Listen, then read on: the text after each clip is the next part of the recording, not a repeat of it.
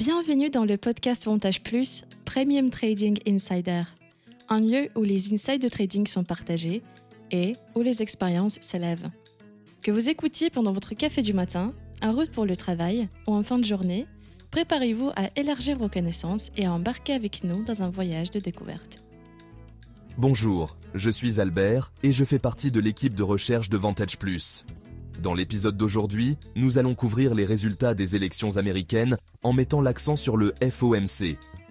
Les élections américaines suscitent généralement une vague d'anticipation et de volatilité sur les marchés financiers. Les investisseurs examinant de près les politiques des candidats qui pourraient en façonner l'économie pour les années à venir. Dans le cadre des élections de 2024, des secteurs clés tels que la politique fiscale, les soins de santé, le commerce et la relance économique sont au centre de l'attention des marchés. Chacun de ces domaines est susceptible de faire évoluer les marchés de manière significative, qu'il s'agisse des actions, des obligations, des matières premières ou des devises. Il est essentiel de comprendre ces dynamiques pour saisir les opportunités de marché au cours de cette période charnière. La politique fiscale a été un point central de l'administration de Donald Trump, bénéficiant de manière significative aux entreprises technologiques cotées au Nasdaq.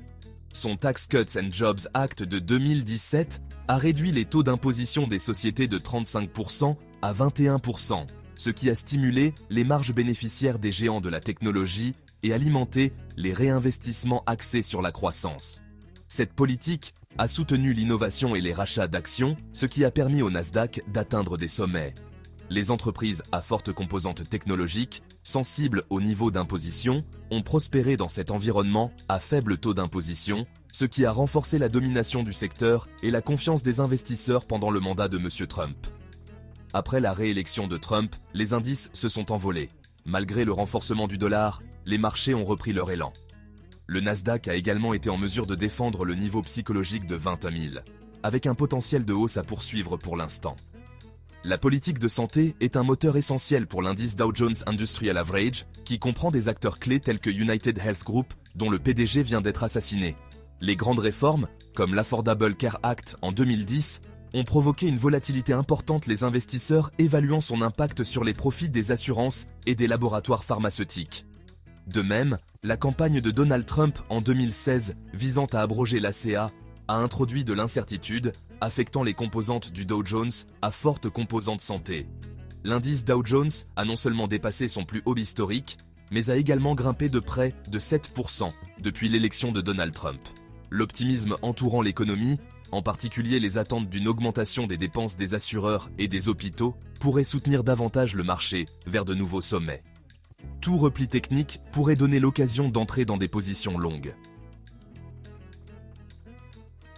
La politique commerciale a eu un impact significatif sur les marchés pétroliers, en particulier pendant la présidence de Donald Trump à partir de 2016.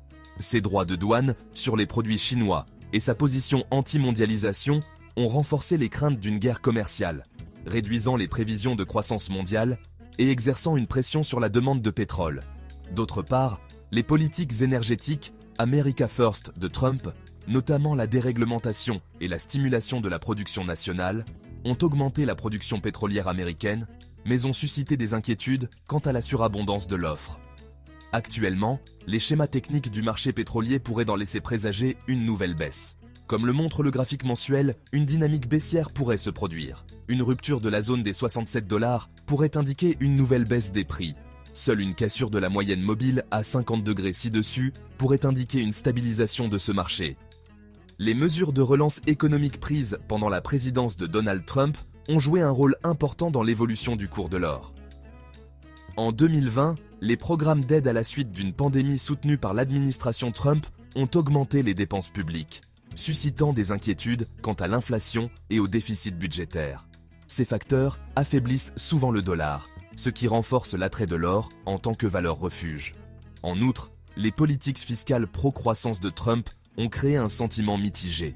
Bien qu'elles aient alimenté l'optimisme économique, l'incertitude accrue des débats politiques et économiques a maintenu la demande d'or comme couverture contre la volatilité au cours de l'année électorale.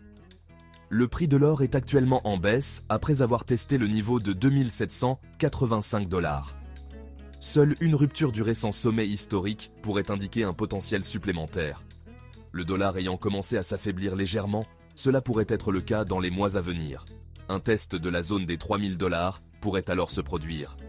À l'approche de l'investiture de Donald Trump, les marchés financiers risquent d'être confrontés à une certaine volatilité au cours des prochaines semaines.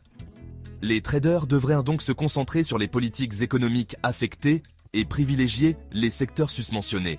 L'or reste une couverture contre l'incertitude fiscale et l'inflation potentielle découlant des discussions sur les mesures de relance. Tandis que la paire EURUSD sera probablement influencée à la fois par la volatilité liée aux élections et par la prochaine réunion du FOMC.